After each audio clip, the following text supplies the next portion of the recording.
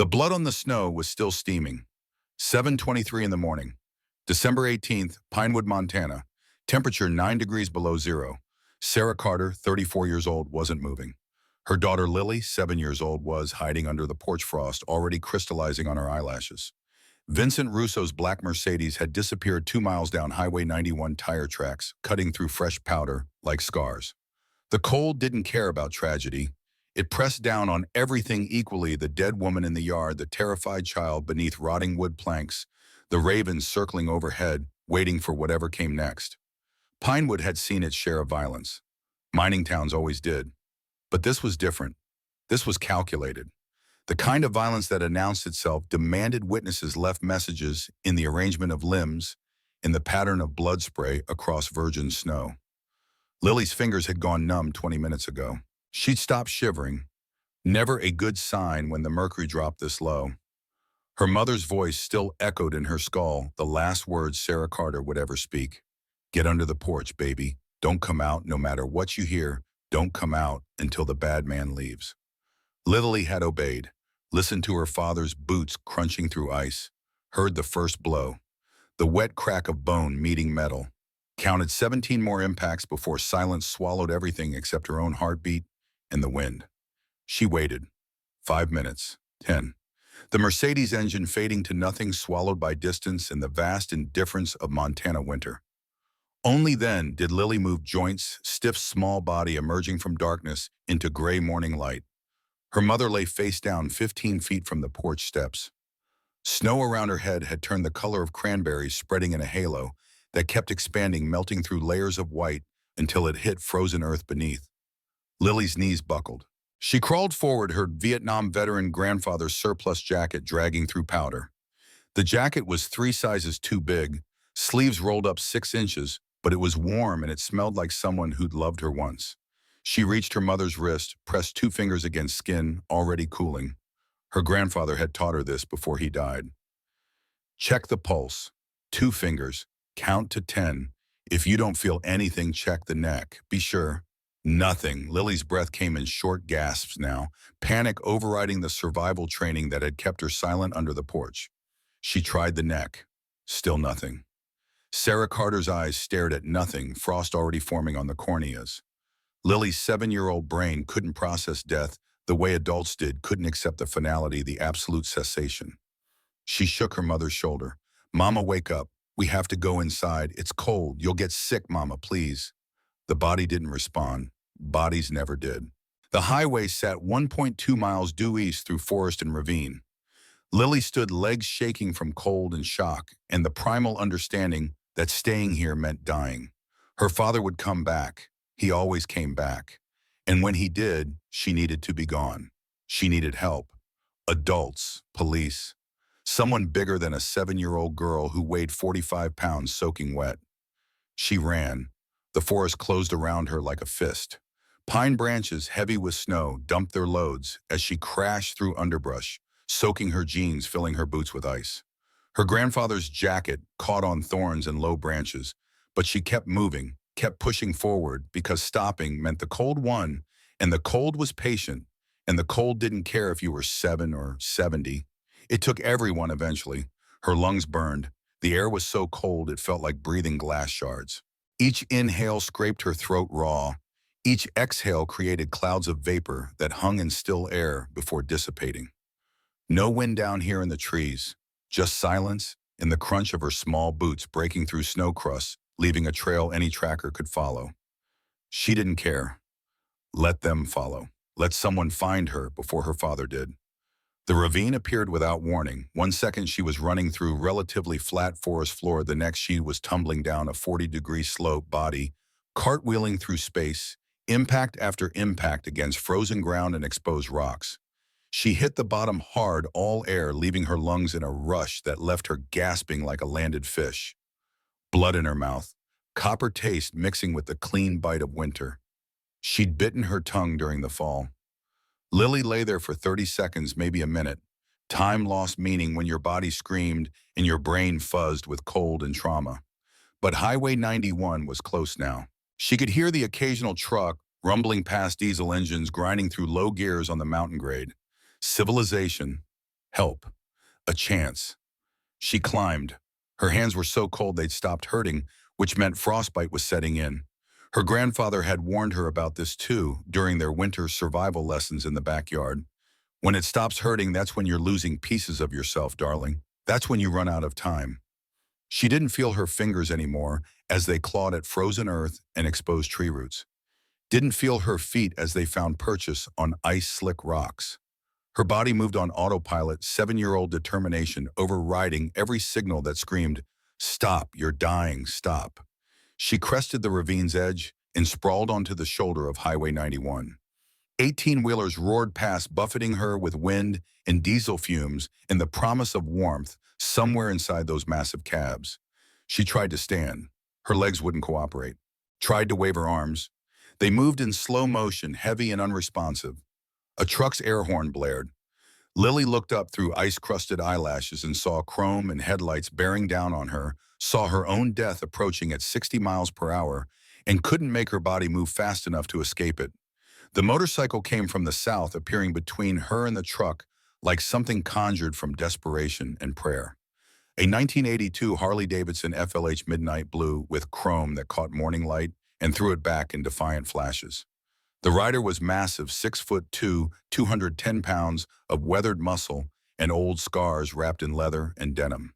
Gray hair pulled back in a ponytail, gray beard shot through with white, a scar running from his left ear down to his collarbone, where shrapnel from a Fallujah IED had carved its signature 20 years ago.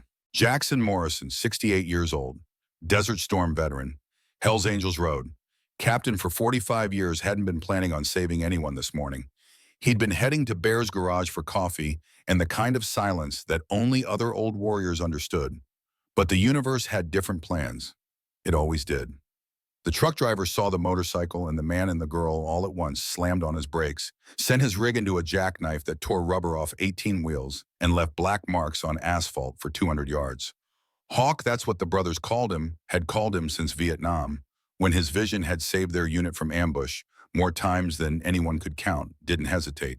He dismounted before the bike fully stopped, scooped the child into arms that remembered holding his own daughter a lifetime ago, and stepped back as the truck's trailer swung past close enough to ruffle his hair. The girl's eyes fluttered open, blue-green like deep ocean water. Anna's eyes had been brown, but something in the shape, the terror, the desperate hope, it hit Hawk in the chest, like that Fallujah IED all over again, concussive and world-ending, and absolutely impossible to ignore. Help, the word barely formed, cracked lips struggling to push sound through cold, damaged vocal cords. My mama. Blood. Hawk's training kicked in. Combat triage. Assess the patient. Her pulse was weak but present, breathing shallow but regular. Severe hypothermia, possible frostbite on fingers and toes, minor lacerations from the ravine fall. But alive. Alive was everything. He wrapped her in his jacket, the Hells Angels colors he had worn for 4 decades, leather soft from years of road miles and bar fights and Brotherhood rituals. The jacket swallowed her even more than her grandfather's surplus gear. She disappeared into it, a tiny bundle of shivering terror and stubborn survival instinct. Where's your mama? His voice came out rougher than intended. Decades of cigarettes and road dust and screaming over motorcycle engines taking their toll. Where did you come from? The girl's arm lifted, pointed back toward the forest. That way. The cabin. Daddy hurt her. There's so much blood. She paused, eyes unfocusing. I think she's dead. Hawk looked at his bike, at the forest, at the girl who weighed nothing and everything simultaneously. Combat situations required split-second decisions. Hesitation got people killed. He made his choice. Stay with me, don't let go. He positioned her in front of him on the Harley.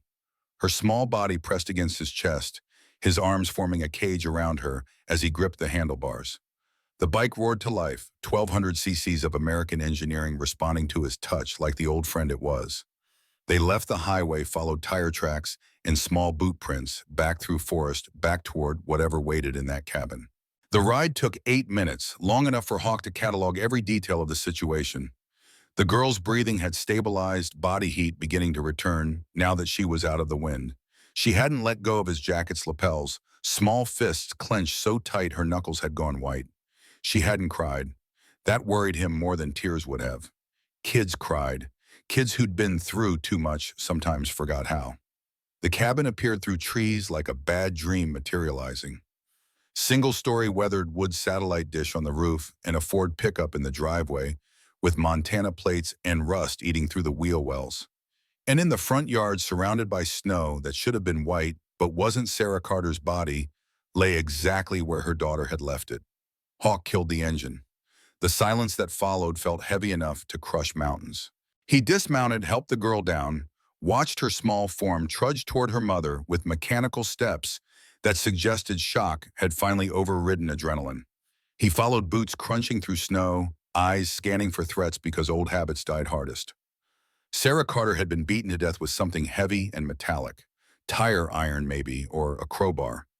The wounds were focused on her head and torso, methodical rather than frenzied.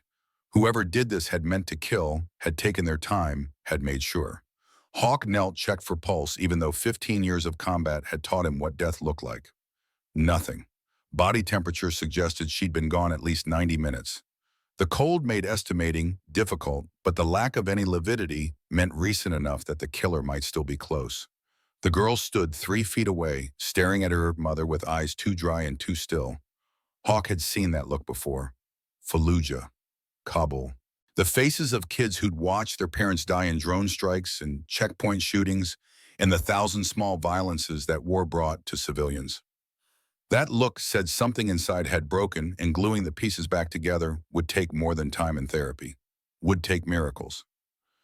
"What's your name?" Hawk kept his voice gentle, the same tone he'd used with Anna when she was small and scared of thunderstorms.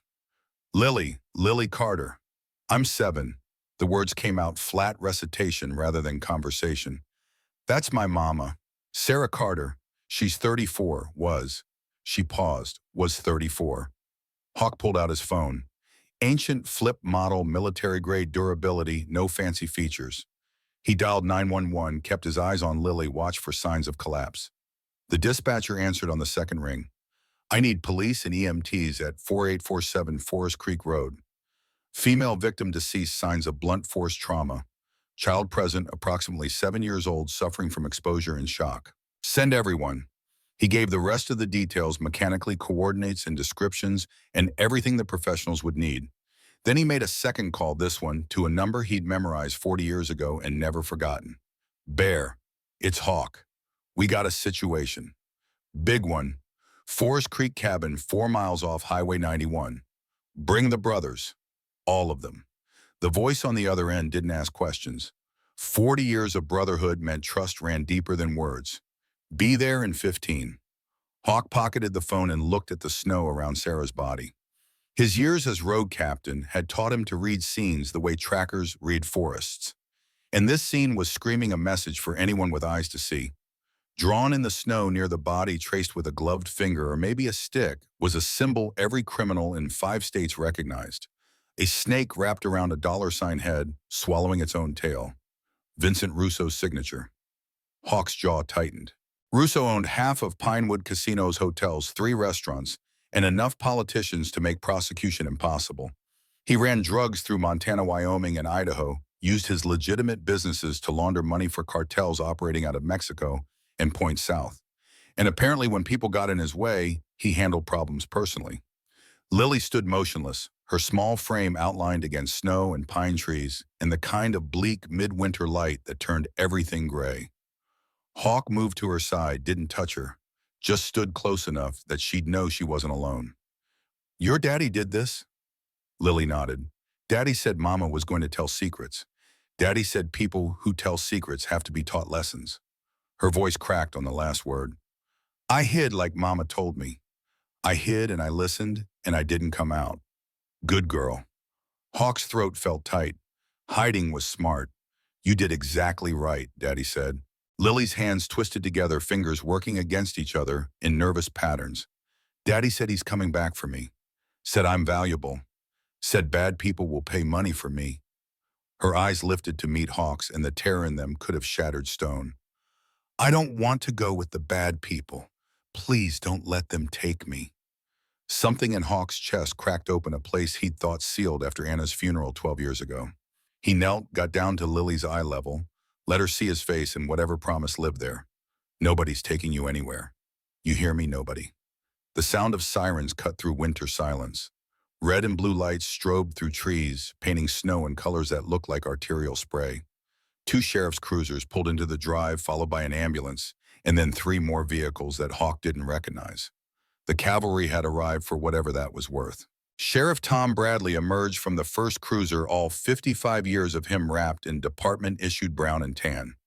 His gut hung over his belt, his face was red from more than cold, and his eyes went straight to Russo's signature in the snow before flicking to Hawk with something that looked a lot like fear. "Morrison, what are you doing here?" Hawk positioned himself between Lily and the approaching lawman. Found the girl on Highway 91, brought her back to check on her mother. He gestured at Sarah's body. "Looks like blunt force trauma, probably a tire iron." Bradley's gaze swept the scene, taking in details, calculating angles. When he looked back at Hawk, his expression had hardened into something that might have been authority or might have been desperation. "This is gang violence. Probably bikers from out of town. Not our local element.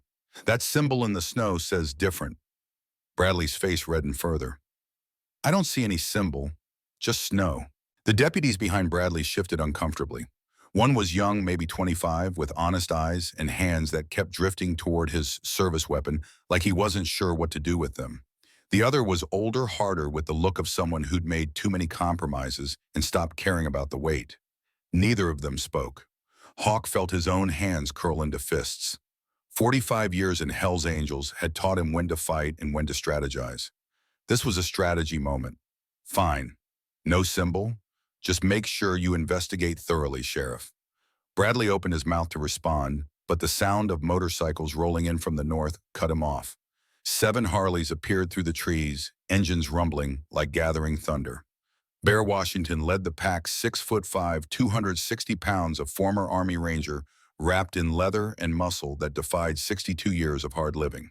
Behind him rode Rita Kowalski, Tommy Chen Ghost, and 3 other brothers whose names mattered less than their presence. They parked in formation, killed their engines in perfect synchronization, and dismounted with the kind of coordinated grace that spoke to decades of riding together. Bear approached, his massive frame casting shadows that seemed to swallow Bradley whole. "Hawk. Everything okay here?" Hawk nodded toward Lily. "Girl's mama was murdered. Sheriff's calling it gang violence." Bear's eyes found the symbol in the snow, then tracked back to Bradley. "That's so gang violence." Bradley's hand rested on his service weapon, but he didn't draw. Even he wasn't stupid enough to pull on 7 Hell's Angels without backup. "I'm conducting an investigation. I don't need civilians contaminating my crime scene." The young deputy, his name tag read, Brennan female despite the surname, stepped forward. Her voice cut through tension like a blade through silk. "Sheriff, I've documented the scene. There's a clear symbol here matching Vincent Russo's known signature. We should coordinate with county detectives, maybe bring in the state police." Bradley spun on her. "Detective Brennan, you're out of line." So Brennan was a detective, not just a deputy. Hawk filed that away. The woman met Bradley's glare without flinching. "With respect, Sheriff, this is a homicide with clear connections to organized crime. Protocol requires we'll discuss protocol back at the station." Bradley's voice could have frozen mercury. "Secure the body, call the coroner, and keep these bikers away from my scene." Bear chuckled, the sound devoid of humor. "Your scene.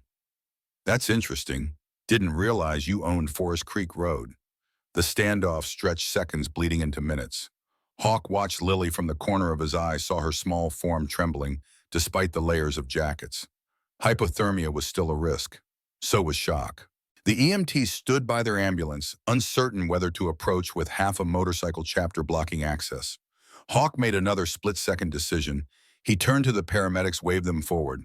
"The girl needs medical attention. Exposure possible, frostbite, definitely trauma." The EMTs moved quickly, professional training overriding whatever authority disputes were happening around them. They wrapped Lily in thermal blankets, checked her vitals, started asking questions about pain and sensation. She answered mechanically, small voice barely audible over the gathered crowd. Detective Brennan appeared at Hawk's elbow, phone in hand, face angled away from Bradley's line of sight. Her voice dropped to barely a whisper. I need to show you something. Not here. Later. The Riverside Diner, 6 o'clock. Hawk raised an eyebrow. Why should I trust you? Because I watched my father investigate Russo 20 years ago. And I watched them bury him after they called it suicide despite 2 bullets in the back of his head. Her eyes held fury and grief in equal measure. So yeah, you can trust me. She moved away before Hawk could respond, rejoining the sheriff's side, playing her role. Bradley was giving orders, delegating tasks, acting like a man in control instead of a man on someone's payroll. Hawk had seen enough corrupt cops to recognize the signs: the too quick dismissal of evidence, the aggressive misdirection, the careful avoidance of anything that might lead toward the truth. The coroner's van arrived, followed by 2 more unmarked vehicles that disgorged what looked like county detectives. The scene expanded into organized chaos, photographers documenting tape being strung, statements being taken. Through it all, Lily sat in the ambulance, wrapped in blankets, staring at nothing while strangers poked and prodded and asked questions she couldn't answer. Bear moved to Hawk's side. What do you want to do? Hawk thought about Anna, about promises made to a daughter he couldn't save, about redemption and second chances, and the way time gave you opportunities to make different choices. This girl needs protection, and she needs it somewhere Bradley can't find her. My garage. Your garage. Hawk watched the EMTs work. And we need to call a chapter meeting, all of them. Idaho, Wyoming, Oregon, Nevada. Everyone within 300 miles. Bear's expression shifted, understanding dawning. You're talking war. I'm talking about protecting a 7-year-old from a man who beat her mother to death and plans to sell her to human traffickers. Hawk's voice stayed level, but fury simmered underneath. So yeah, if that means war, then we go to war. The EMTs helped Lily down from the ambulance, declared her stable enough to avoid hospitalization if she stayed warm and supervised. Bradley tried to intercept, started saying something about child protective services and state custody, but Bear's bulk materialized between sheriff and child like a wall made of leather and menace. The girl's coming with us. You got a problem with that? Take it up with family court. She's a material witness to what Hawk stepped up beside Bear. You just said this was random gang violence. What's she witnessing? Bradley's face went from red to purple. His hand dropped to his weapon again, hovered there, trembling with rage or fear, or both. You're interfering with a police investigation. Rita's voice cut in from behind dry as desert sand. What investigation? All I see is a bunch of cops standing around contaminating a crime scene. The other brothers had formed a loose semicircle, now not threatening, not aggressive, just present. 7 massive men on motorcycles, colors on their backs, decades of hard living carved into their faces. The kind of presence that made smart people reconsider their options. Bradley looked at his deputies, calculated odds, decided discretion, beat valor. Fine, but she stays in town, and I'll be checking in. You do that. Hawk held out his hand to Lily. Come on, kid. Let's get you somewhere warm. Lily took his hand without hesitation, her small fingers disappearing into his scarred palm. They walked to his Harley, the brothers forming an escort, engines firing up in sequence until the forest thundered with sound and fury and the promise of protection. As they pulled away, Hawk caught Detective Brennan's eye. She nodded once, a tiny gesture that said, 6 o'clock Riverside Diner, bring what you know and I'll bring what I've got. Then the forest swallowed them, and Sarah Carter's body receded into the distance, and Lily Carter held onto a stranger who smelled like leather and motor oil, and something that might have been hope.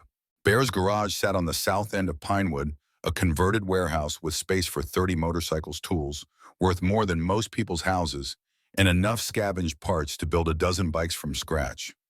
The brothers gathered there now, filling the space with presence and the particular silence that came from men who'd seen too much to waste words. Tommy Chen emerged from the back office, medical bag in hand. Doc to everyone in the chapter, 65 years old, 2 Purple Hearts from Vietnam, and a gift for battlefield medicine that had saved more lives than antibiotics. He approached Lily with the gentle efficiency of someone who'd treated scared children in war zones, from Khe Sanh to Kabul. Let's take a look at you, little one. Lily stood still while Doc checked her over, his weathered hands gentle despite their size. He examined her fingers and toes for frostbite, listened to her lungs, tested her reflexes. His face stayed neutral through the physical assessment, but when he rolled up her sleeves and saw the scars, old cigarette burns, belt marks, bruises in various stages of healing, his jaw tightened. How long? The question came out quiet, directed at Lily, but meant for everyone. Since Daddy came back. Lily's voice stayed flat recitation mode. Mama said he was gone for good, but then he came back 3 months ago and he said we owed him. Said Mama stole from him. Said I was insurance. Doc's hands moved to the fresh bruises on her arms, purple-yellow marks, shaped like adult fingers. These are from this morning. Lily shook her head. Yesterday, Daddy grabbed me when I tried to run to Mama's room. Said I needed to learn to stay put. She paused. The ones from this morning are here.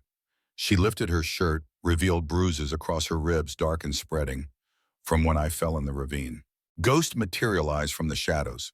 75 years old, half-blind, barely spoke, but when he did, people listened. He moved to Lily's side, pulled something from his pocket. A necklace, silver, an old Hmong tribal design that he'd carried since Vietnam.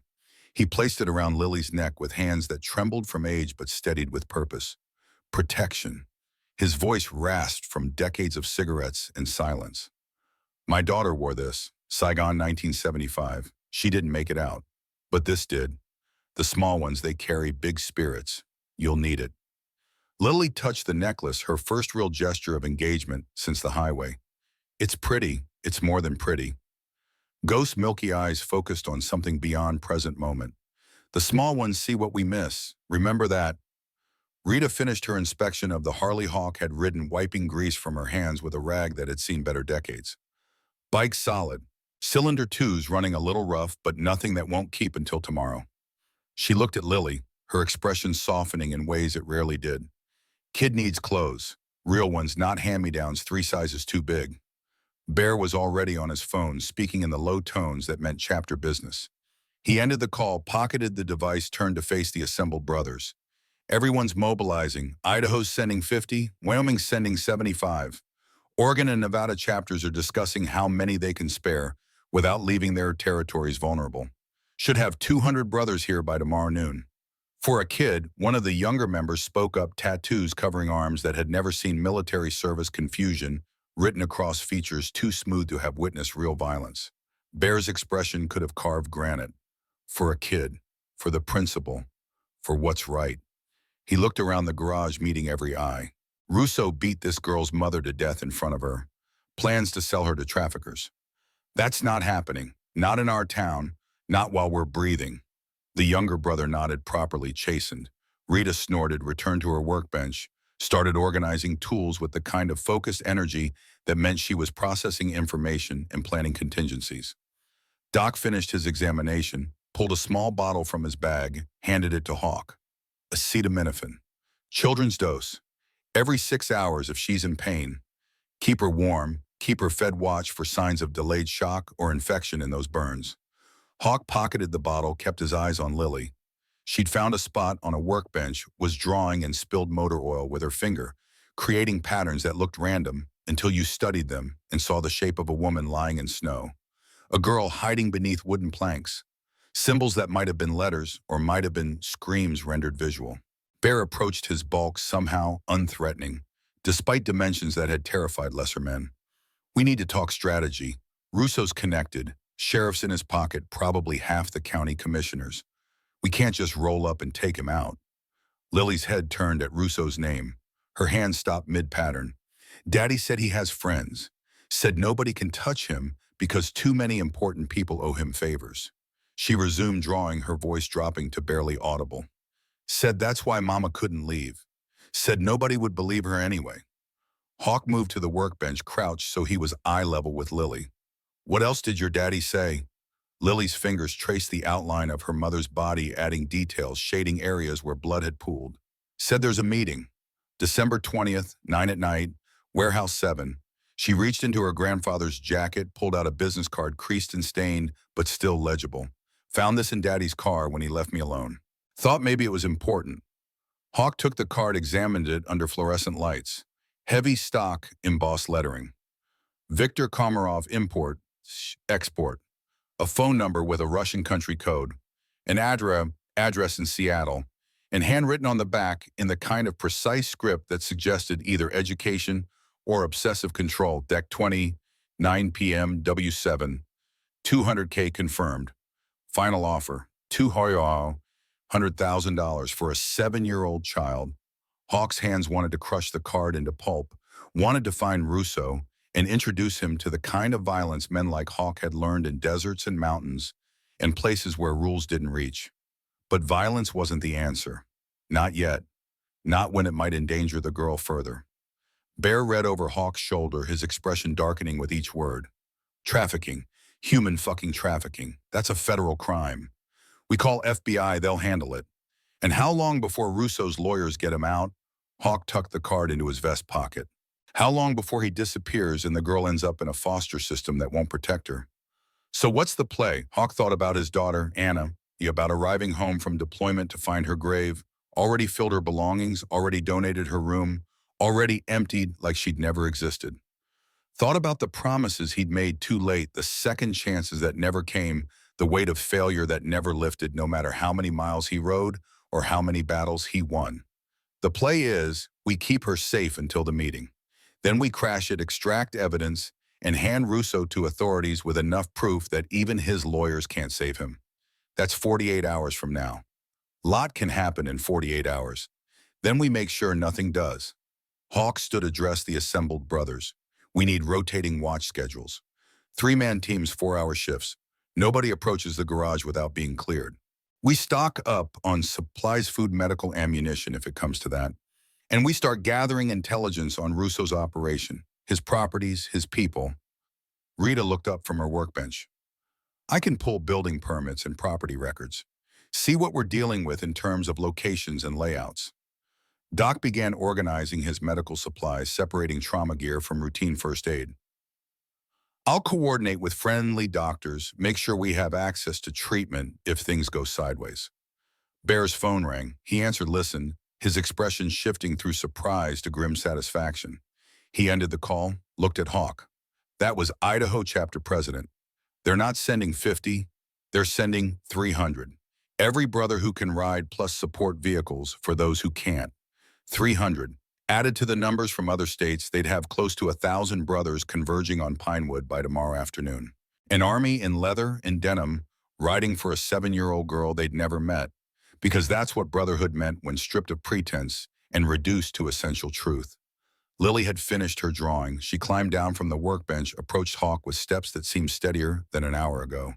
Are you really going to protect me? Her eyes searched his face for lies. Or are you like the other adults who said they'd help but never did? Hawk knelt again. That kneeling that Bear would later describe as the moment everyone in the garage understood this wasn't about politics or territory or even justice.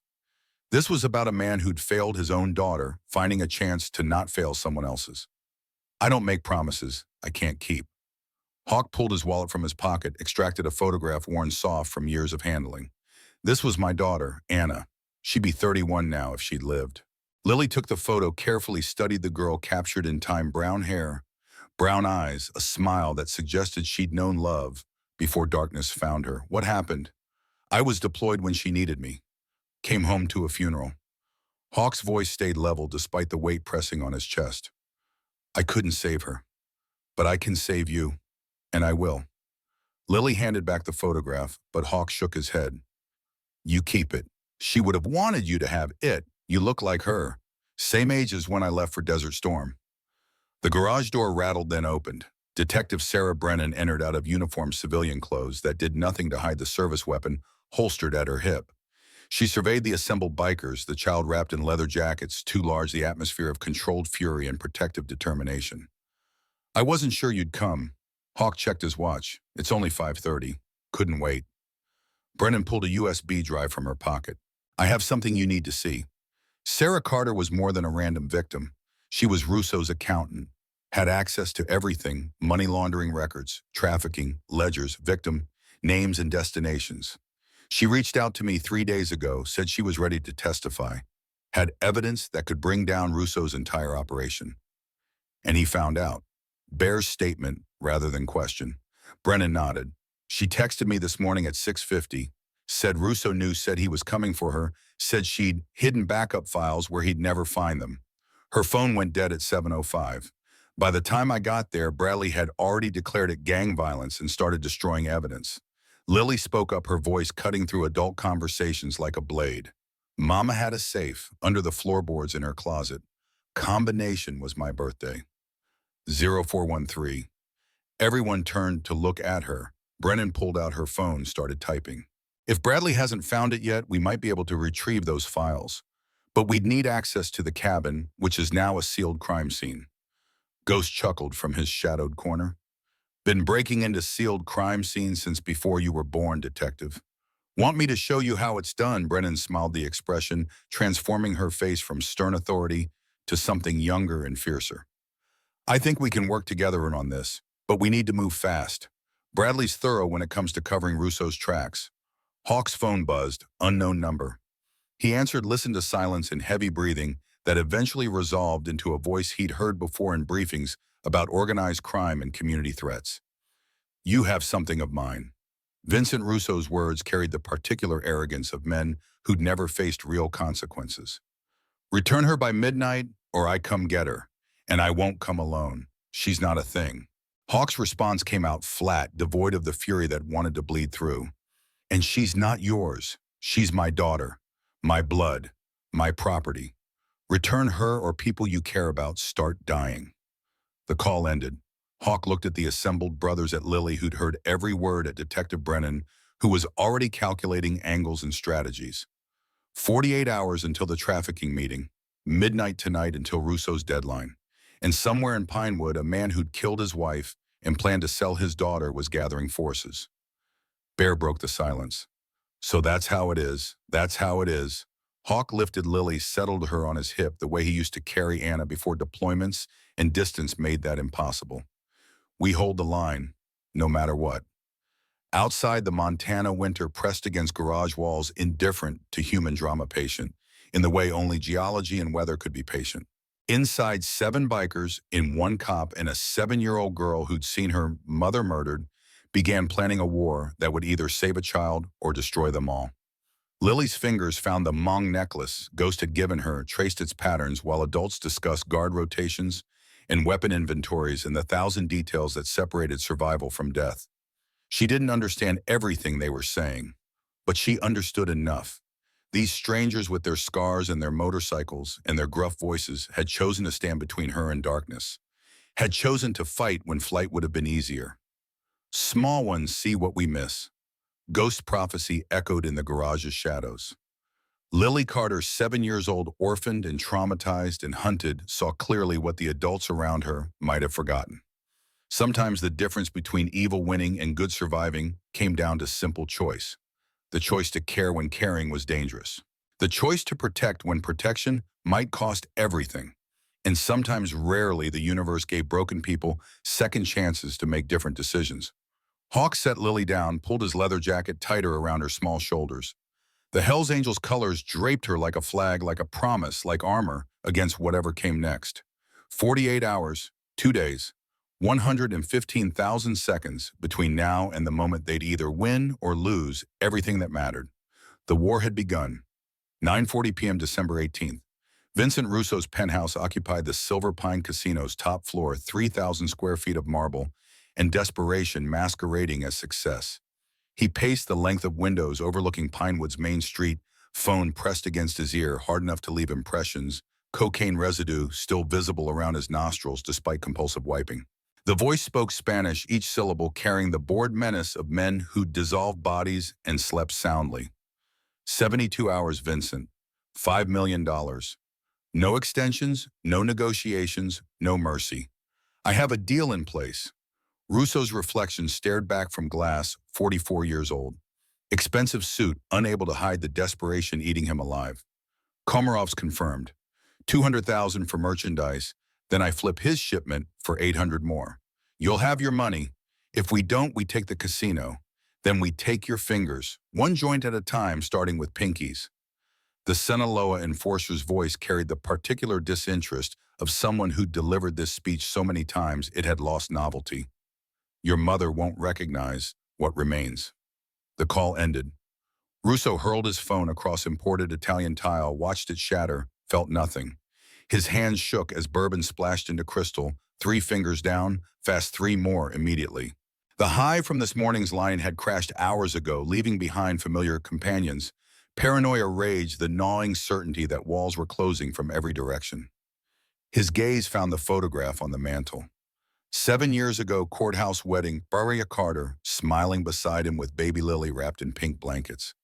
She'd been beautiful before he'd taught her the cost of defiance, before her eyes had learned to track his movements with prey animal wariness. And Lily, 6 months old in that photo, blissfully unaware that genetic lottery had assigned her a father whose love looked identical to ownership. Russo's own childhood had occupied government housing in Portland's worst district walls, thin enough to hear neighbors' 3 apartments, down furniture broken within months because his father's fists found whatever was nearest when bottles emptied. He'd been 8 years old the night his mother packed bags, kissed his forehead, once promised to send for him once she got settled. She never sent. His father lasted 6 more years before liver failure claimed him, leaving 12-year-old Vincent to navigate foster care and group homes and the education that came from learning nobody gave a damn if you lived or died. The lesson had permanence. Control or be controlled. Take before you're taken from. Trust nobody because nobody was coming to save you. Now that principle, the foundation of everything he'd built, was crumbling because one dead woman had taught her daughter to memorize secrets and one old biker had decided caring was worth the cost. Russo pulled out his backup phone, dialed Deputy Lewis. The man answered with a cautious tone of someone who knew what these calls meant. "Sir, the girl's with Morrison and his people. I need her location and I need a team willing to handle this quietly. Russians don't arrive until tomorrow night. But I'm not waiting.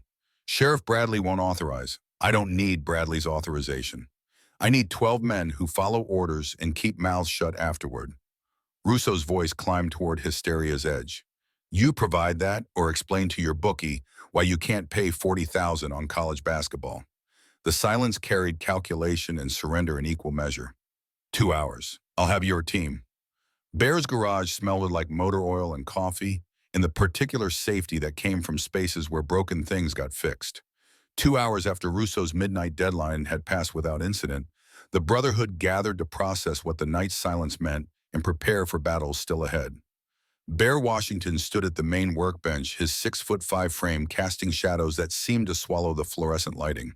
40 years he'd been writing, 40 years building this chapter from 3 members to 50, and in all that time he'd never mobilized for anything like this. But the 7-year-old girl drawing quietly in the corner had changed his calculus about what mattered and what didn't.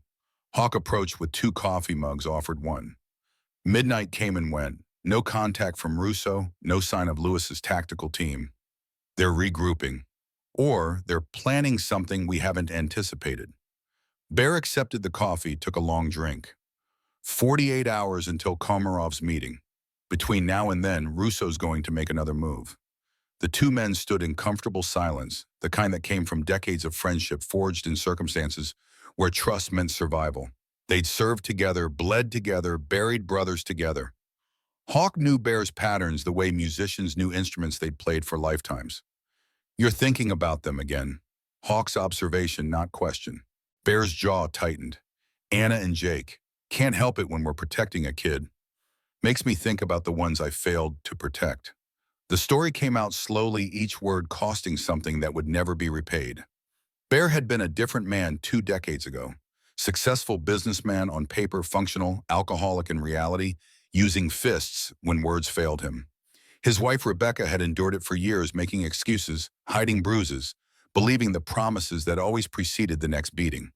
It was Anna who finally broke the cycle.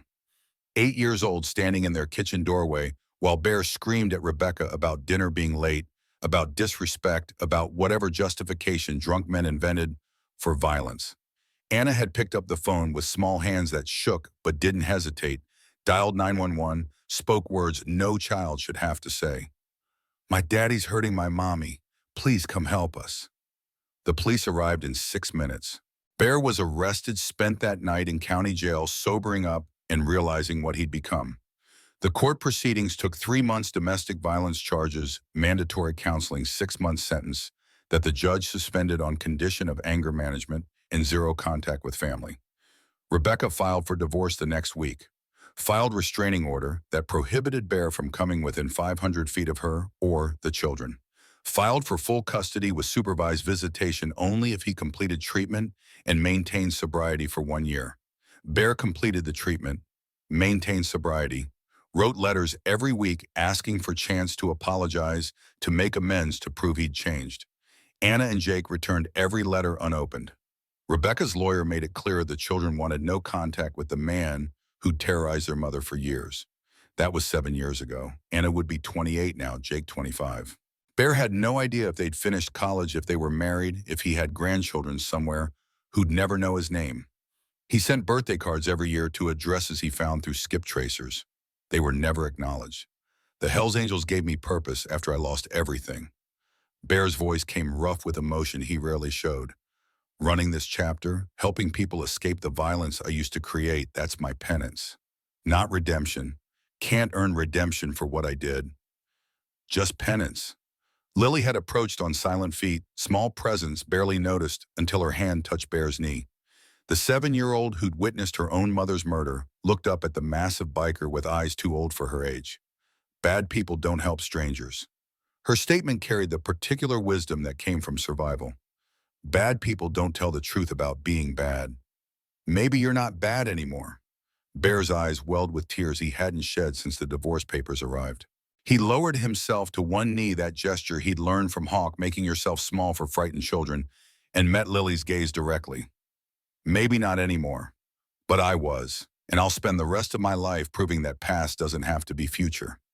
He paused, then pulled photo from his wallet, faded snapshot of Anna and Jake at ages 7 and 4, laughing on a beach somewhere before darkness consumed everything. This is Anna and Jake, my kids. They don't talk to me because I hurt their mama. I don't blame them. I deserve their silence. But you're helping me. Lily's logic was simple, undeniable. That means something. It means I'm trying to be better than I was. Bear returned the photo to his wallet, sacred relic of what he'd destroyed. Doesn't fix what's broken. But trying is all I've got. Hawk watched the exchange with something approaching awe. 40 years of friendship, and he'd never heard Bear articulate the full weight of his past, never seen him voluntarily kneel and offer vulnerability to someone who could crush him with judgment. Whatever transformation Lily's presence was working on the Brotherhood, it ran deeper than tactical operations or legal strategy. Rita approached from the back office, laptop in hand. I've got building permits and property records for every asset Russo owns in 5 counties. Warehouses, storage facilities, rental properties he uses for holding victims. She spread printouts across the workbench. If we're hitting his operation, we need to know every location. The planning session continued for 2 hours. Lily eventually fell asleep on the garage's worn couch, wrapped in Bear's leather jacket that swallowed her small frame. The adults worked around her, voices, low movements, careful maintaining the sanctuary they'd created through presence and commitment. At midnight now, technically December 19th, Doc arrived with medical supplies and news from his network. FBI's been making inquiries. Word through my contacts at the hospital says they're building trafficking case against Russo. If they can get enough evidence, they'll move in with federal warrants. How long until they have enough? Hawk asked the question everyone was thinking. Doc shrugged. Federal investigations move at federal speed. Could be weeks, could be months. Lily doesn't have weeks. Bear stated what everyone knew. Komarov's meeting is tomorrow night. Russo's desperate enough to make move before then. We need to force confrontation on our terms, not his. The morning of December 19th arrived with crystalline clarity, temperature dropping to 5 below zero, frost painting windows in patterns that looked like abstract violence. At 9 a.m., Detective Sarah Brennan appeared at the garage with news that shifted everyone's calculations. We've located Sarah Carter's safe deposit box, the one Lily mentioned under the floorboards. Brennan spread USB drives and document folders across the workbench. 3 years of Russo's trafficking operation meticulously documented. Names, dates, locations, financial transactions. Sarah was building a case that would have buried him. Did. Hawk's correction came gentle but firm. Sarah built this case. Past tense. She's not here to see it prosecuted. No, but her daughter is.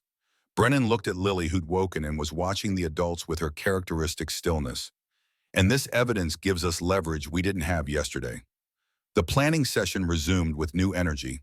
Brennan coordinated with FBI contacts while Bear made calls to chapter presidents across 5 states. The Brotherhood was mobilizing, but now they'd have federal support transforming civilian action into legitimate law enforcement operation. 2 weeks had passed since Russo's assault at the garage, 2 weeks of Lily growing comfortable in the rhythm of her found family.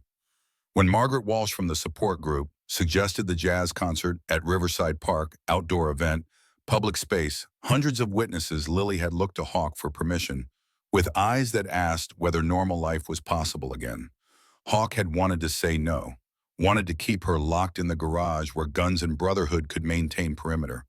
But keeping her prisoner to protect her from Russo meant Russo still controlled her life, just through different mechanism. You take 4 brothers as security. Hawk's compromise came reluctant. First sign of trouble, you're extracted immediately.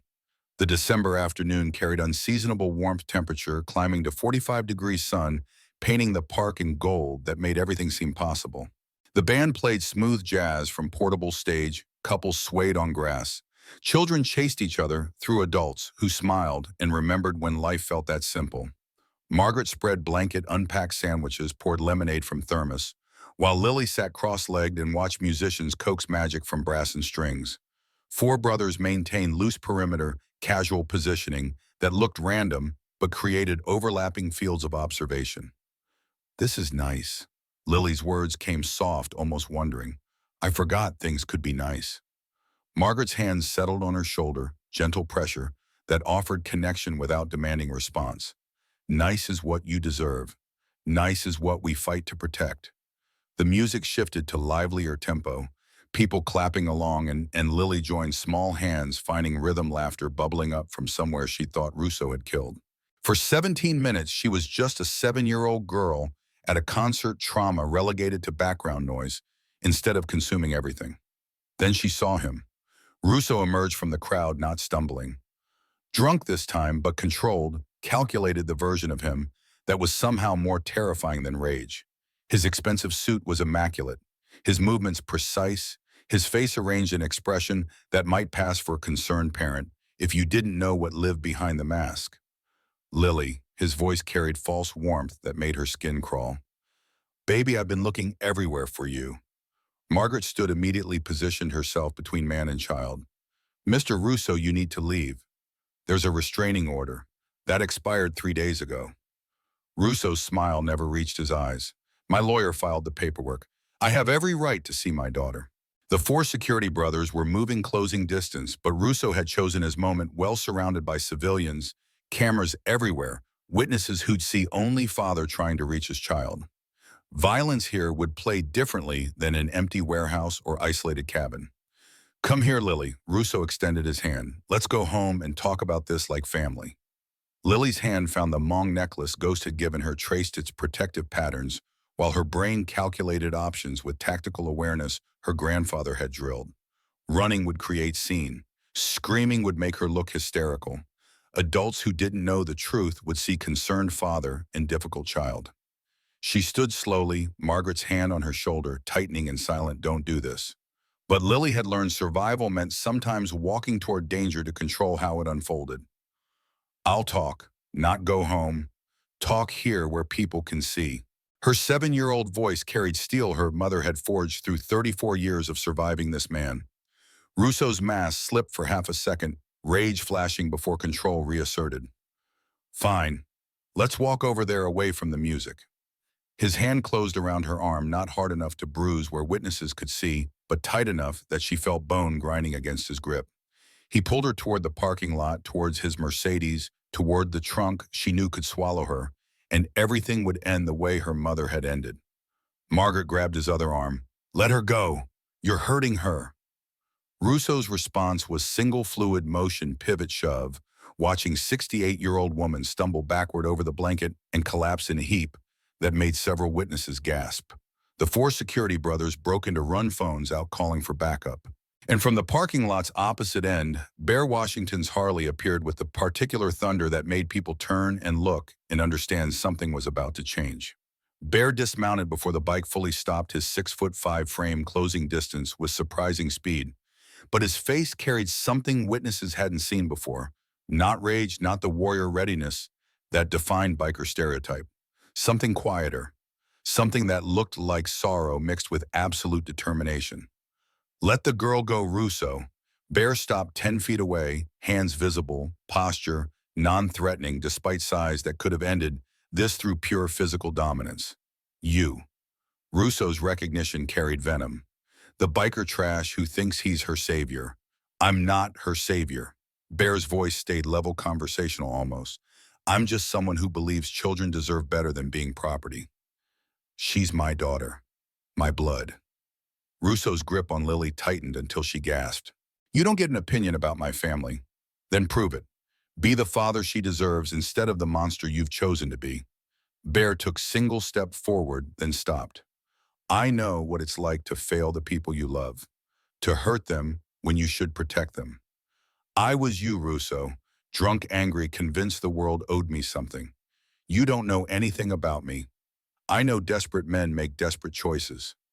Bear's eyes found Lily, held her gaze for heartbeat. And I know that girl deserves better than being sold to cover your debts. Russo's free hand moved toward his waistband, where weapon bulged against expensive fabric. The crowd noise had died, people recognizing something was wrong, phones coming out to record what happened next. Go ahead, Bear didn't flinch. Draw on me in front of 300 witnesses with cameras running. See how that plays for you. The standoff stretched seconds, becoming minutes. Lily could feel Russo's hand trembling against her arm, feel the war between desperation and self-preservation playing out in his grip. Then sirens. Police cruisers pulling into the lot, officers emerging with hands on weapons. Russo made his calculation. He released Lily with shove that sent her stumbling toward Bear, turned to face the approaching police, with mask snapping back into place. Officers, thank God. This man was trying to abduct my daughter. The responding officers were young, uncertain-looking, between well-dressed businessman and massive biker and traumatized child. One reached for radio, calling for senior officer. Detective Sarah Brennan arrived within minutes, her appearance carrying more authority than the uniformed officers combined. Mr. Russo, you're in violation of the restraining order that was reinstated this morning. She pulled out her phone, showed court document, timestamped 6 hours ago. Your lawyer's filing was rejected. You have no legal right to contact this child. That's not. Russo's composure cracked. My lawyer said it was approved. Your lawyer lied or you misunderstood. Either way, you need to leave before I arrest you for attempted kidnapping. Brennan positioned herself beside Lily. Authority and protection merged into single gesture. The crowd had grown, phones recording, and Russo recognized that whatever play he'd attempted had failed spectacularly. With final glare that promised this wasn't over, he retreated to his Mercedes engine roaring to life, tires squealing as he fled. Bear lowered himself to one knee, that gesture becoming habit, now making himself small for frightened children, and checked Lily for injuries. You okay? Lily nodded, then surprised them both by stepping forward into embrace that said more than words could manage. You didn't hit him. No, Bear's voice came rough with emotion. I'm not that person anymore. Violence is what he wants, because violence is what he understands. We're better than that. The support group met Thursday evening in Community Center's room 104, vague scheduling that protected attendees from anyone tracking patterns. 15 people gathered, ages ranging from 19 to 73, trauma taking no preferences for demographics. Margaret called meeting to order, gentle facilitation, creating space where broken people could speak without judgment. Lily had attended 6 sessions now, mostly listening, occasionally sharing small details about her mother or grandfather who taught her survival skills. But tonight felt different. Tonight carried electricity, suggesting something was about to break. Sarah Chen sat across the circle, 32 years old, Asian American with generic prettiness that helped her blend into backgrounds. She joined the group 8 months ago, with story about escaping arranged marriage family that had disowned her for choosing independence over tradition.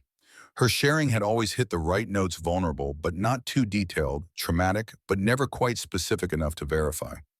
Tonight she leaned forward when Lily shared about the concert incident, taking notes in small journals she always carried. That must have been terrifying. Sarah's voice dripped sympathy that somehow felt performative. Did the police say what they were going to do about your father? Detective Brennan said she'd file additional charges. Lily's response came automatic sharing because group was safe space where people understood. Did she mention which charges, specifically court dates? Anything about how they're building the case, Marguerite's eyes narrowed. That's oddly specific curiosity, Sarah. I'm just concerned. Sarah's smile stayed fixed. Want to make sure Lily's protected. Bear had attended tonight's session standing in back corner where he could observe without dominating space. His combat instincts, honed through decades of reading situations for threat assessment, started screaming that something was wrong. The questions were too pointed, too legally focused, too much like interrogation disguised as support. After session ended, he pulled Margaret aside. How much do you know about Sarah Chen? Margaret frowned. What she shared in group? What? Because I've seen enough interrogators to recognize when someone's gathering intelligence rather than seeking healing. The investigation took Margaret less than 12 hours. Former cop, she still had access to databases and contacts, willing to run background checks quietly. What she found made her call Bear at 3 a.m. with voice shaking from rage. Sarah Chen had no record of marriage arranged or otherwise, no family estrangement, no legal name change or protection orders, or any documentation supporting her story. What she did have was private investigators' licensed registered business providing corporate intelligence services and bank deposits, from account belonging to Blackwood and Associates, the law firm representing Vincent Russo. The confrontation happened at Bear's garage at 7 p.m. Friday evening. Bear, Margaret, Hawk, Rita, Doc, and Lily formed loose semicircle while Sarah Chen sat in folding chair, looking everywhere except at faces watching her. How long? Bear's question came quiet and dangerous in the way controlled fury was always more threatening than shouting. Sarah stared at her hands. 8 months. 8 months. Margaret's voice cracked. 8 months sitting in our circle, listening to people's trauma, pretending to be one of us. I am one of you. Sarah looked up desperate. My story wasn't real, but the pain was. Watching people break themselves open, knowing I was there to exploit that, it destroyed me. But you kept doing it. Hawk's observation cut through attempted justification. Kept gathering information, kept reporting to Russo's lawyers, kept violating the one space these people thought was safe. Lily stood perfectly still, her 7-year-old face showing comprehension that adults sometimes missed.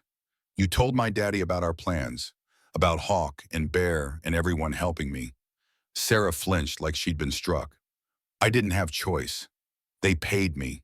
I needed the money. We all need money. Bear's hands curled into fists, decades of anger management, preventing what those hands wanted to do. But most of us don't betray traumatized people to get it. The garage door opened. Detective Brennan entered with 2 uniformed officers, their presence answering question of whether Sarah would face legal consequences. Sarah Chen, you're under arrest for conspiracy to commit kidnapping, obstruction of justice, and wire fraud. Brennan's voice carried professional distance that made charges hit harder. You have the right to remain silent. As officers led Sarah away, she looked back at Lily with expression that might have been remorse or might have been relief that performance was finally over. I'm sorry. The words came out broken, for whatever that's worth. It's worth exactly nothing. Margaret's response spoke for everyone. You weaponize people's suffering. That's not something sorry fixes. At midnight, Bear's phone rang with news that shifted everything into final phase.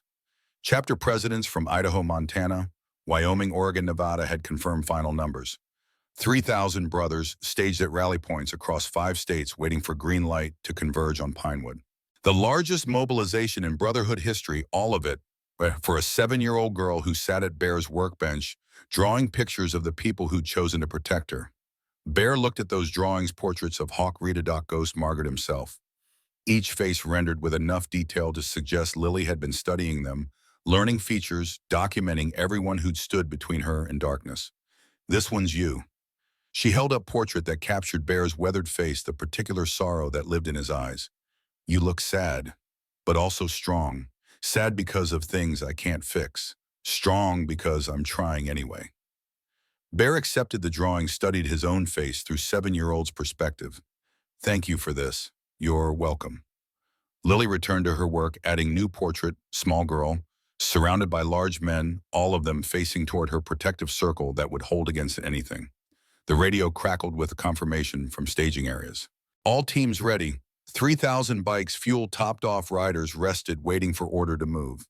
Bear looked at Hawk, at Rita, at Doc and Ghost, looked at Lily, drawing her found family with hands that had witnessed her mother's murder, but still believed in possibility of protection. Tomorrow morning at 0300 hours we ride.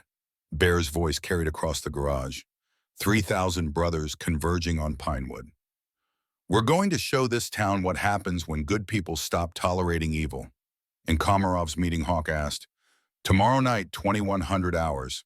By then we'll have federal support, 3,000 bikes establishing perimeter, and enough pressure that Russo's entire operation collapses. Bear's expression hardened. We end this. For Lily, for Sarah, for every victim Russo ever touched. The night deepened, temperature dropping toward zero. In his penthouse, Russo counted down hours to Komarov's meeting, unaware that his world was already ending, that 3,000 motorcycles were preparing to descend on Pinewood like judgment rendered kinetic. At the garage, Lily finished her final drawing image of sunrise breaking over mountains, light pushing back darkness, small figure standing at the center, with arms raised in victory or celebration, or simply the acknowledgement that she'd survived. She showed it to Bear, who knelt to examine her work with the careful attention he'd learned to give children's expressions of hope. What is this tomorrow? Lily's answer came simple, profound. Tomorrow we win. Bear hoped she was right, hoped that 3,000 brothers and federal law enforcement in the accumulated evidence Sarah Carter had died gathering would be enough. Hoped that past failures didn't guarantee future ones, that second chances were possible, that redemption could be earned through action, if not absolution. The garage settled into preparation mode, weapons checked, equipment, staged, communications tested. Lily fell asleep on the couch, wrapped in Bear's jacket, protected by a circle of broken people who decided that being broken didn't mean being useless. And somewhere in the darkness, 3,000 motorcycles waited for dawn, and the signal to ride sound reached Pinewood before sight, a deep vibration traveling through earth and asphalt, making windows rattle in frames, and coffee cups walk across kitchen tables. Not thunder from storms. Thunder from 3,000 engines speaking in unison, the largest mobilization in Brotherhood history, converging on a town that had no idea its comfortable corruption was about to face judgment. 3:17 in the morning, December 19th. Highway 91 carried them south like a black river of chrome and leather. 3,000 motorcycles in formation, headlights, creating a serpent of light that stretched for miles at exhaust notes, merging into symphony of American engineering and defiant purpose. Idaho nomads rode point, their road captain navigating by memory, and GPS coordinates marking every gas station and rally point between Boise and Pinewood.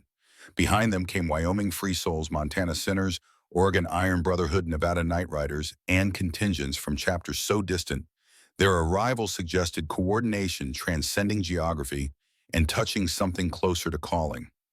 The lead bikes crested the hill overlooking Pinewood at 03:42, 17 minutes ahead of schedule. Bear Washington sat astride his 1995 Road King at formation's head, his massive 6'5" frame silhouetted against stars bright enough to cast shadows. He raised one fist, the signal every road captain understood. The column slowed, engines throttling from highway roar to idle rumble, 3,000 hearts beating synchronized rhythm. Staging areas 2 miles east. Bear's lieutenant rode up from third rank. Empty lot owners sympathetic. We position there, wait for daylight before making entrance. Bear shook his head. Daylight gives Russo time to fortify. We go now. Full formation through Main Street, maximum presence, show this town exactly what they're dealing with. The other road captains had gathered 10 men representing chapters from 5 states, each carrying authority within their territory, each having committed brothers to this fight based on nothing more than phone call and understanding that some lines couldn't be crossed without response. The oldest was 72, former Marine who'd survived Khe-Sanh. The youngest was 48, Iraq veteran who'd discovered Brotherhood in civilian life, looked like squad dynamics that had kept him alive in Fallujah. We're really doing this. Wyoming's president, a man called Chains, voiced what others were thinking. 3,000 of us rolling into a town of 30,000, essentially declaring war on connected mob boss who owns half the local government. We're protecting a 7-year-old girl from her father, who murdered her mother and plans to sell her to traffickers. Bear's voice carried across gathered leadership. Everything else is detail. Mission is simple. Execution might get complicated, but mission stays simple. Chains nodded, satisfied. Simple is good. What's the formation? Bear pulled out hand-drawn maps, spread it across his gas tank. Main Street runs north-south through Commercial District 8 blocks. We enter from north in columns of 4 tight spacing. Idaho takes point Montana, second Wyoming third. Oregon and Nevada split flanks for security. We ride slow, 15 miles per hour, make sure everyone sees us. Park in Civic Center lot. Public space, they can't cite us for trespassing. The formation reorganized bikes, shifting into precise columns that would have made drill sergeants weep. At 0400 exactly, first rank rolled forward. Headlights illuminated Pinewood's northern outskirts, chain motels and fast food giving way to older downtown core, where buildings remembered when mining meant something. Shop owners who'd risen early saw them first. 3,000 motorcycles moving in disciplined formation coordination, speaking to military precision rather than casual club ride. Word spread through calls and texts. Within minutes, Pinewood's population was waking to reality that something unprecedented was unfolding. The formation passed Martinez's table at 0412.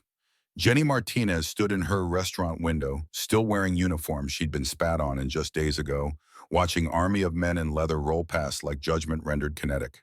Her hand touched glass fingers trembling, something breaking loose that might have been hope. They rode through downtown's heart past courthouse where corrupt judges had dismissed charges against Russo, 17 times past police station, where Sheriff Bradley was scrambling into uniform and screaming orders nobody could hear over engine symphony. Past Silver Pine Casino where Vincent Russo stood at penthouse window, watching his worst nightmare materialize. Russo's hands shook as he pulled out phone. Cocaine from 20 minutes ago had flipped from euphoria to paranoia. He dialed. Deputy Lewis screamed before the man could say hello. "What the fuck is this? There's thousands of them." Lewis's voice came back tight. "We're mobilizing every available unit. Sheriffs calling mutual aid from county and state. But sir, we're looking at 3,000 bikes. We can't arrest them all." "Then start shooting them," Russo hurled lamp across room. "I don't care if you declare martial law, you get those bikers out of my town." The formation reached Civic Center at 0428. 3,000 motorcycles parked in perfect rows, spacing identical alignment, precise enough to satisfy parade ground inspectors. Engines cut in sequence, silence rushing to fill void. 3,000 men dismounted, boots hitting pavement in near synchronization, sound like distant artillery preparing to speak. Bear climbed onto parked car hood, massive frame, elevated enough to be seen. His voice carried across assembly without amplification. "Brothers, sisters, we didn't ride here for politics. We didn't ride here for glory. We rode because a child needs us. Because a 7-year-old girl watched her mother murdered. Because her father plans to sell her to traffickers. Because every authority that should protect her has been bought or intimidated into silence." The crowd listened, faces weathered by years and miles, and particular knowledge that came from choosing hard roads. Among them stood veterans from every American conflict since Korea. Stood fathers who'd buried children and understood Hawk's grief. Stood women who'd survived their own darkness and a recognized imperative to prevent others from drowning. Tonight we remind this town what brotherhood means. Bear's words fell like stones into still water. We stand between evil and innocence. We refuse to look away when looking away would be easier. We ride for those who can't ride for themselves. 3,000 voices rose in response, not shout but something deeper. Ride or die. The Brotherhood's oldest oath, 3 syllables containing multitudes. Sheriff Bradley arrived with 12 deputies and tactical team that had failed to breach Bear's garage. He surveyed assembled bikers with eyes calculating odds and coming catastrophically short. His hand rested on service weapon but didn't draw. Even Bradley understood that starting gunfight with 3,000 bikers would end with Pinewood burning. "You're blocking public property." His voice cracked. "I'm ordering you to disperse immediately." Bear climbed down, approached with calm deliberation. "Sheriff, we're exercising First Amendment right to peaceful assembly. This is public property, as you noted. We're not breaking laws. This is intimidation. This is what happens when people stop tolerating evil." Bear's voice stayed level, but something in it made Bradley step back. "For years you've looked the other way while Russo trafficked children, while he beat women and bribed officials. We're here to say that stops now." Bradley's radio crackled. Multiple reports of disturbance at Silver Pine Casino, hundreds of bikers surrounding the building. His face went gray. "You're attacking his casino. were peacefully assembled outside his business. Bear turned away conversation over. Funny how you call it intimidation when we exercise rights, but you've ignored actual crimes for years. Morning sun crested mountains at 0647, painting downtown in gold illuminating motorcycle army that had transformed Civic Center into armed camp. News helicopters appeared overhead, cameras recording footage that would lead every newscast from Seattle to Denver. Federal authorities were already en route, ATF agents, FBI teams, specializing in organized crime and trafficking, U.S. Marshals prepared to impose order. Vincent Russo watched from his penthouse, hands shaking so badly he could barely hold phone. The cocaine had worn off, leaving exhaustion and paranoia and creeping certainty his world was ending.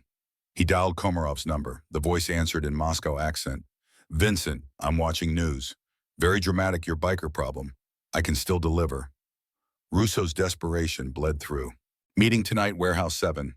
I'll have the girl. 200,000 as agreed. I don't think so." Komarov's tone carried particular indifference. "Too much attention. Federal authorities, cameras, international coverage. You've made this impossible. Wait, I need this deal." "Not my concern."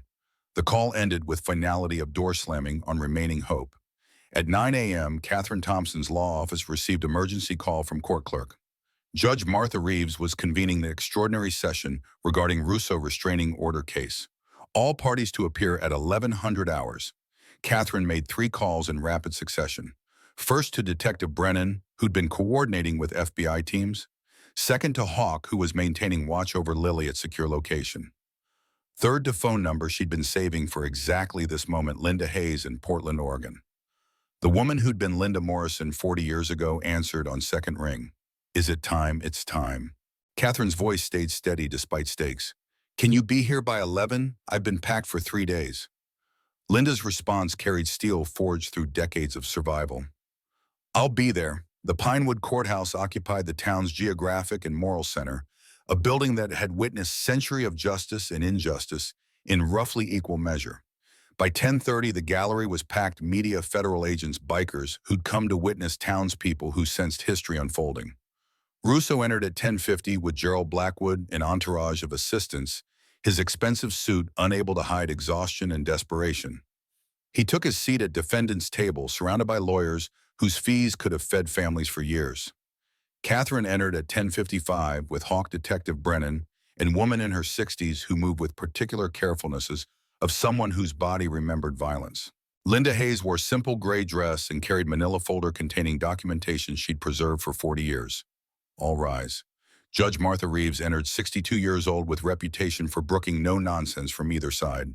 She surveyed the packed courtroom with expressions suggesting she understood exactly what was at stake. "Be seated." The proceeding opened with Catherine's motion to make temporary restraining order permanent based on Russo's repeated violations and documented threats. Blackwood countered with character witnesses and claims that his client had been falsely accused by conspiracy of bikers with agenda. Then Catherine stood. "Your Honor, I'd like to call a witness. Ms. Linda Hayes." Linda Morrison walked to witness stand with steady steps, placed her hand on Bible, swore to tell truth. She settled into the chair and looked directly at Russo for first time in 40 years. His face went white. "State your name for the record." Catherine's voice stayed gentle. "My legal name is Linda Hayes, but 40 years ago I was Linda Morrison, and from 1982 to 1985 I was Vincent Russo's girlfriend." The courtroom erupted. Judge Reeves's gavel cracked 3 times. "Order. Order, or I'll clear this room." Silence fell. Linda continued, her voice steady, though hands trembled slightly. "I met Vincent when I was 20 years old. He was charming, successful, everything I thought I wanted. We dated for 3 years, and during those 3 years he put me in hospital 7 times. Objection. Blackwood was on his feet. "This is ancient history with no relevance to current. It establishes pattern." Catherine cut him off. "Pattern spanning 40 years. I'll allow it." "Continue, Ms. Hayes." Linda pulled photographs from her folder. Hospital records from 1985. "My face after Vincent fractured my skull with tire iron. 3 cracked ribs, broken jaw wired shut for 6 weeks. The images were graphic enough that several jury members looked away. The final incident was March 12, 1985. Vincent came home drunk, accused me of cheating.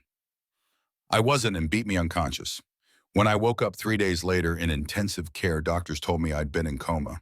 They told me I was lucky to be alive. What did you do after you recovered? Catherine asked. I disappeared, changed my name, moved to Oregon, told everyone, including my family, that I was dead. Because I knew if Vincent found me, he'd finish what he started. Linda's voice stayed steady.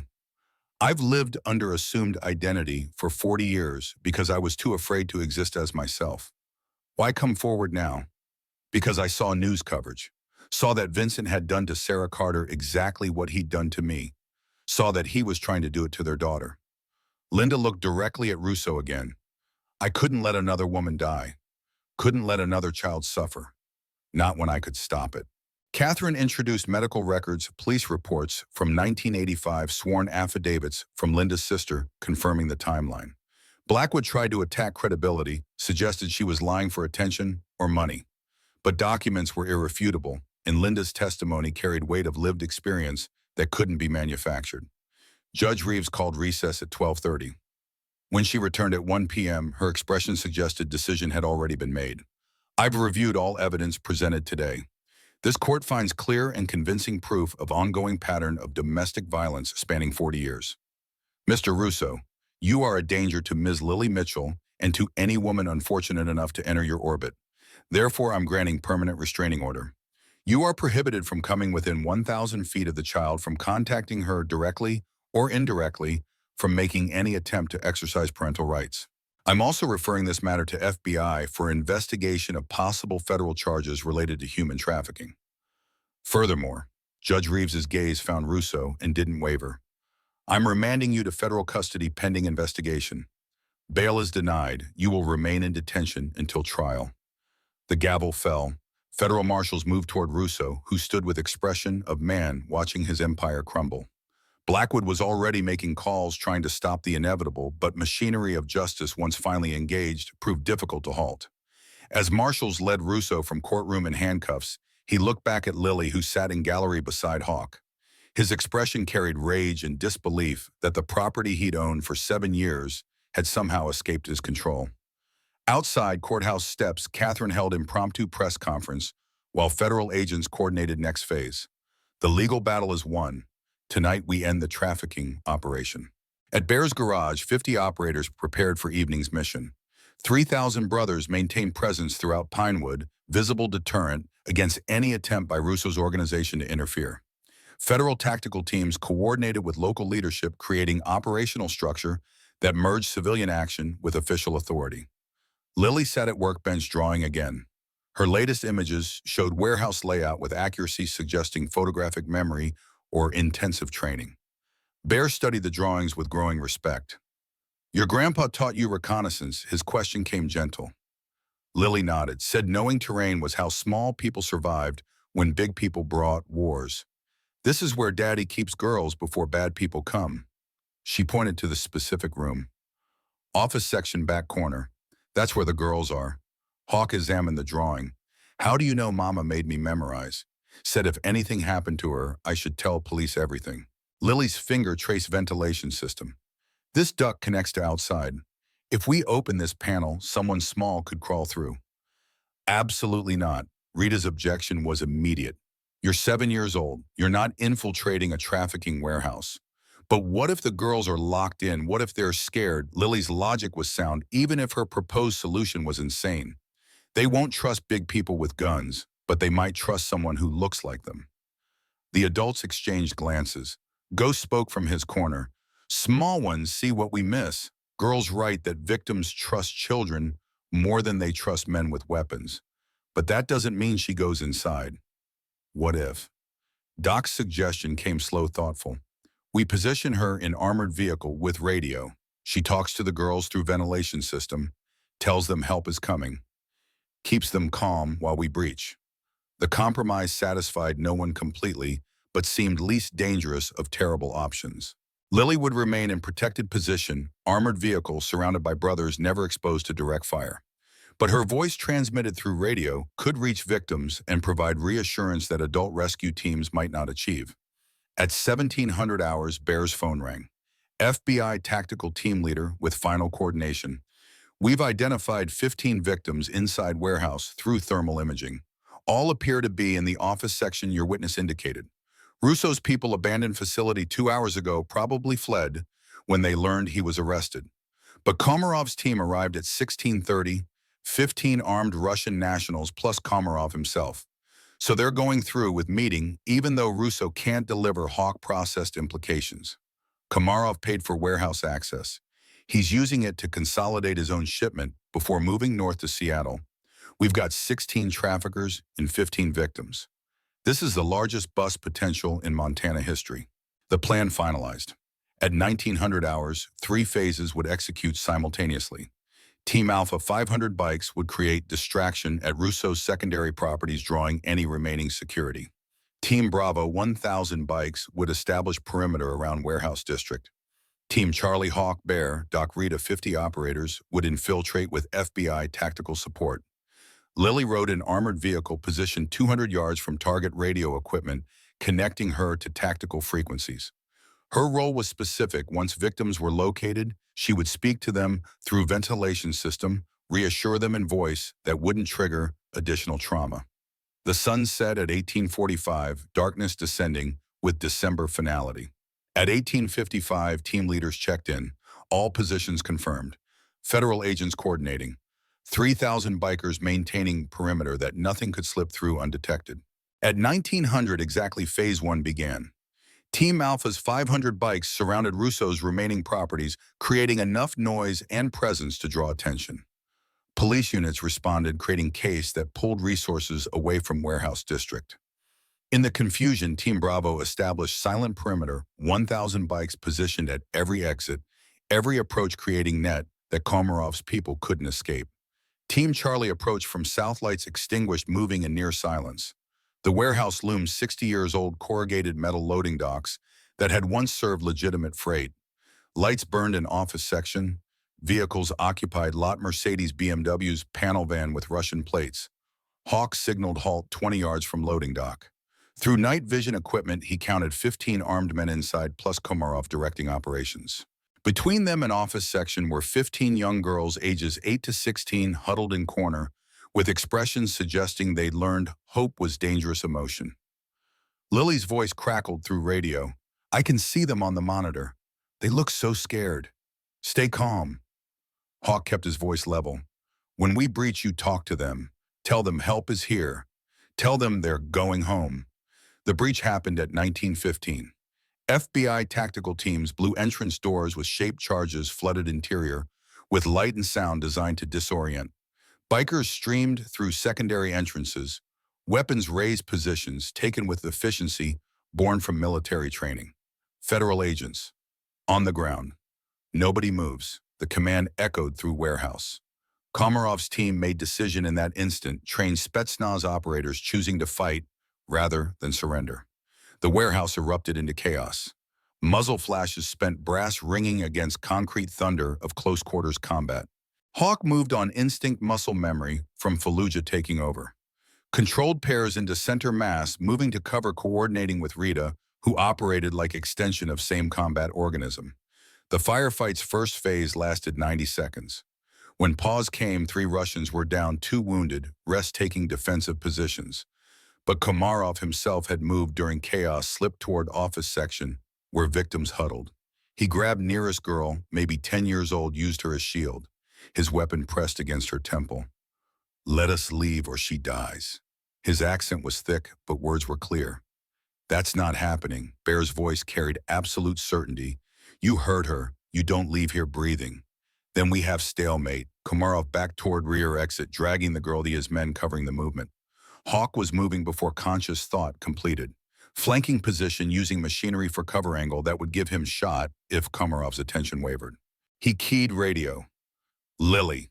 Now, Lily's voice transmitted through speakers near the ventilation duct, amplified so it filled warehouse.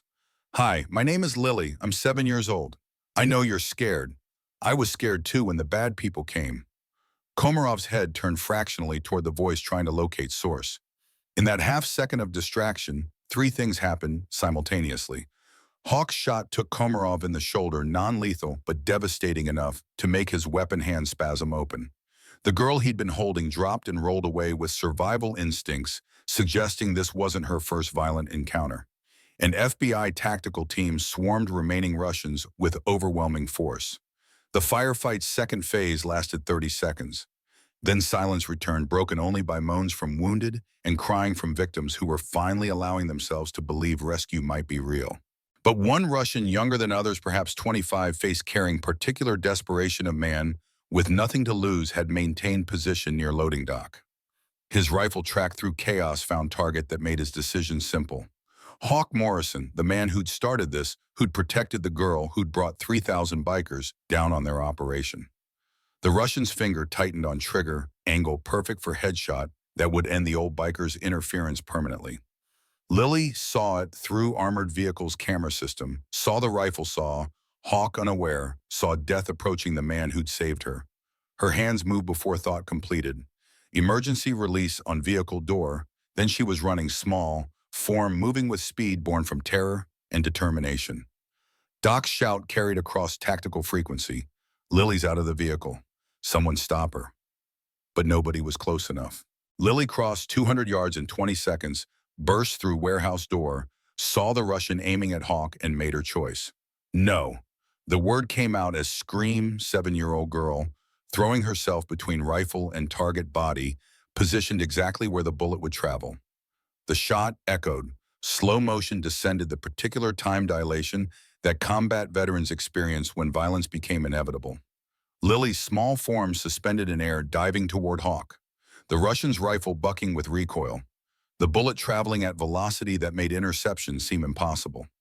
The round hit Lily center mass impact, spinning her or driving her backward. But Ghost's Hmong necklace protective charm that had survived Vietnam and 40 years of meaning caught the bullet at angle that defied probability. Silver metal warped absorbed kinetic energy, deflected trajectory from heart toward shoulder. Lily fell. Blood blossomed across her small frame wound, painful but survivable. Prophecy fulfilled in the worst and best way simultaneously. Hawk caught her before she hit concrete, his scream carrying grief and rage and the particular agony of watching someone you love take bullet meant for you. Rita's rifle spoke twice controlled pairs that dropped the Russian before he could chamber another round. Doc was already moving trauma kit deployed hands, working with practiced efficiency. Bullet missed heart. Necklace saved her. Shoulder wound through and through, no arterial damage. She'll live. Lily's eyes fluttered open, found Hawk's face above her. Did I? Her voice came weak. Did I save you? You saved me. Hawk's tears fell onto her face. You saved me, and I'm never letting anything hurt you again. Federal agents secured remaining Russians while Doc stabilized Lily for transport. The 15 victims huddled together watching rescue unfold with expressions suggesting belief was still difficult. FBI victim specialists approached with gentle voices and promises that this time the nightmare was truly over. The convoy that transported Lily to hospital included ambulance, 3 armored vehicles, and 50 motorcycle escorts. 3,000 bikers maintained protective perimeter, ensuring nothing interrupted medical care. At the hospital, surgical teams stood ready. Doc had called ahead, explained the situation, ensured the best trauma specialists were available. Lily went into surgery at 2100 hours. The bullet had indeed missed vital organs, necklace's deflection buying her survival. 2 hours later, surgeon emerged with news that made 3,000 bikers collectively exhale relief they'd been holding. She's stable. Recovery will take weeks, but there's no permanent damage. The surgeon looked at Hawk specifically. You have a very brave daughter. Not my daughter yet. Hawk's voice came rough with exhaustion. But I'm working on that. The federal prosecutor arrived at midnight with news that Komarov and his entire network had flipped, providing testimony about Russo's trafficking operation. Combined with Sarah's files, Linda's testimony, and the evidence seized tonight, they had enough to prosecute not just Russo, but dozens of facilitators throughout 5 states. Biggest human trafficking bust in FBI history. The prosecutor shook Bear's hand. None of this happens without civilian pressure. You forced our hand in best possible way. At 2 a.m., Catherine received call from family court judge. Emergency petition for custody had been reviewed. Given circumstances, temporary guardianship was granted to Jackson Morrison pending full hearing. Lily would have permanent home with the man who had saved her life and proven commitment transcending biology. Dawn arrived cold and clear temperature hovering near zero. Lily woke in hospital rooms surrounded by flowers from entire town cards from 3,000 bikers, and Hawk sitting in chair beside her bed, his hand holding hers. Did we win? Her voice came out scratchy from intubation. We won. Hawk squeezed gently. 15 girls going home. Russo's organization dismantled. You're safe. You're mine if you want to be. I want to be. Lily's eyes found the Hmong necklace on the bedside table, its silver surface dented where the bullet had struck. Ghost said small ones carry big spirits. I think I understand now. Over the next 5 years, the reverberations of that December night spread through systems too comfortable with corruption. Sheriff Bradley was convicted of accepting bribes. Deputy Lewis turned state's evidence and entered witness protection. 12 county officials faced charges. Judge Hendricks resigned rather than face investigation. Vincent Russo was sentenced to 25 years on trafficking charges, with additional sentences for murder conspiracy and corruption running consecutively.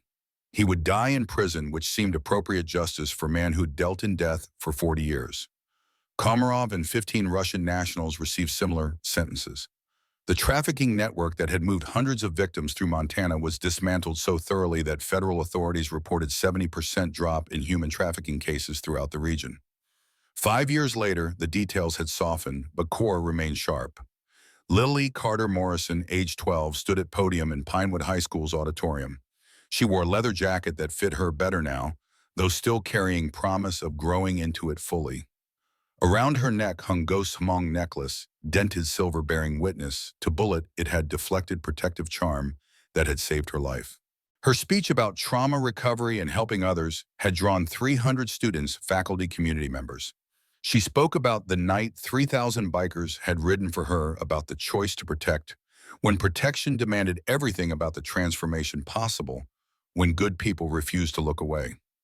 In the audience, Hawk Morrison sat beside Bear Rita Doc and a handful of brothers who'd made Pinewood their permanent home. Hawk was 73 now, gray having conquered beard completely, but eyes still carried alertness that had kept him alive through decades. You raised her well. Bear's observation came quiet. She raised herself. I just showed up. Hawk sipped coffee. Anna would have been 36 now. Sometimes I see her in Lily's expressions. You're here now, that's what matters. Rita signaled waitress for refills. After the speech, Lily found young girl crying on school steps, bruises visible, fear bonum, written in posture. Lily knelt, made herself smaller, repeated gesture Hawk and Bear had shown her. Hey, what's your name, Emma? Voice barely carried. I'm in trouble and don't know who to tell. Lily pulled out phone-dialed number memorized before most kids learn multiplication. Dad, I need you. There's another girl. Through diner window, Hawk saw his daughter because that's what she was now, legally and emotionally kneeling beside someone who needed protection. He stood, dropped cash on table, moved toward door with steady purpose. The motorcycle in parking lot was newer, but colors were same. Hell's Angels patches that had witnessed decades of road miles and moments when good people decided to stand against darkness.